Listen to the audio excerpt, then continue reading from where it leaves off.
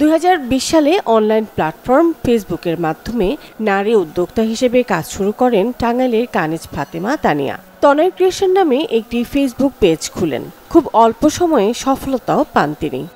আম্মুকে অনেক ছোটবেলা থেকেই দেখতেছি স্ট্রাগল করে আসতেছে, প্লাস হচ্ছে আমাকে নিয়ে কীরকমভাবে হ্যাপি থাকা যায় সেটার যত টাকা না চললেই চলে, সেটা সব কিছু আম্মু আমার জন্য করতেছে। ফেসবুকে পেজ খোলার মাধ্যমে যে কিভাবে প্রসার ঘটানো যায় বা ফেসবুকে পেজে যে ইনকাম সোর্স বের করানো যায় বা তার নিজের ক্রিয়েটিভিটি যে প্রকাশ করা যায়, তো এইসব থেকে আর কি তার জার্নিটা শুরু। এখন একটা শোরুমে দাঁড় করাইছে, তো এর পেছনে ওনার অনেক পরিশ্রম আছে।